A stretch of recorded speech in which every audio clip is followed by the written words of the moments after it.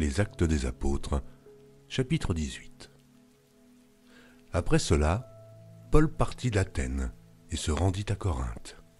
Il y trouva un juif nommé Aquilas, originaire du Pont, récemment arrivé d'Italie avec sa femme Priscille, parce que Claude avait ordonné à tous les juifs de sortir de Rome. Il se lia avec eux, et, comme ils avaient le même métier, il demeura chez eux et y travailla. Ils étaient faiseurs de tentes. Paul discourait dans la synagogue chaque Shabbat, et il persuadait des Juifs et des Grecs. Mais, quand Silas et Timothée furent arrivés de la Macédoine, il se donna tout entier à la parole, attestant aux Juifs que Jésus était le Christ. Les Juifs faisant alors de l'opposition et se livrant à des injures, Paul secoua ses vêtements et leur dit « Que votre sang retombe sur votre tête, j'en suis pur. Dès maintenant, j'irai vers les païens. » En sortant de là, il entra chez un nommé Justus, homme craignant Dieu et dont la maison était contiguë à la synagogue.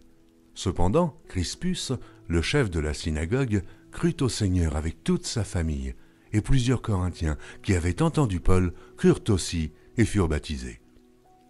Le Seigneur dit à Paul en vision pendant la nuit, « Ne crains point, mais parle, et ne te tais point, car je suis avec toi, et personne ne mettra la main sur toi pour te faire du mal. Parle, car j'ai un peuple nombreux dans cette ville. » Il y demeura 1 an et 6 mois, enseignant parmi les Corinthiens la parole de Dieu.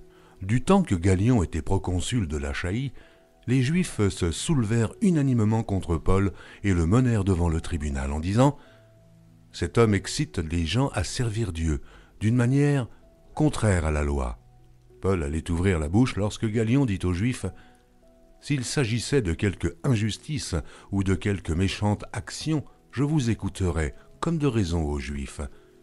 Mais il s'agit de discussions sur une parole, sur des noms et sur votre loi. Cela vous regarde. Je ne veux pas être juge de ces choses. » Et il les renvoya du tribunal.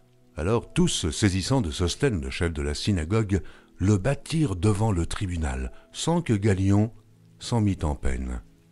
Paul resta encore assez longtemps à Corinthe. Ensuite, il prit congé des frères et s'embarqua pour la Syrie avec Priscille et Aquilas, après s'être fait raser la tête à Cenchréa, car il avait fait un vœu.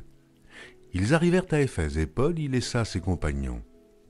Étant entré dans la synagogue, il s'entretint avec les Juifs, qui le prièrent de prolonger son séjour. Mais il n'y consentit point et prit congé d'eux en disant « Il faut absolument que je célèbre la fête prochaine à Jérusalem. Je reviendrai vers vous, si Dieu le veut. » Et il partit d'Éphèse. Étant débarqué à Césarée, il monta à Jérusalem et, après avoir salué l'Église, il descendit à Antioche. Lorsqu'il eut passé quelque temps à Antioche, Paul se mit en route et parcourut successivement la Galatie et la Phrygie, fortifiant tous les disciples. Un juif nommé Apollos, originaire d'Alexandrie, homme éloquent et versé dans les Écritures, vint à Éphèse. Il était instruit dans la voie du Seigneur et, fervent d'esprit, il annonçait et enseignait avec exactitude ce qui concerne Jésus, bien qu'il ne connût que le baptême de Jean. Il se mit à parler librement dans la synagogue.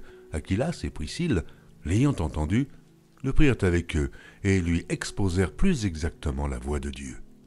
Comme il voulait passer en Achaïe, les frères l'y encouragèrent et écrivirent aux disciples de le bien recevoir. Quand il fut arrivé, il se rendit par la grâce de Dieu très utile à ceux qui avaient cru, car il réfutait vivement les Juifs en public, démontrant par les Écritures que Jésus est le Christ.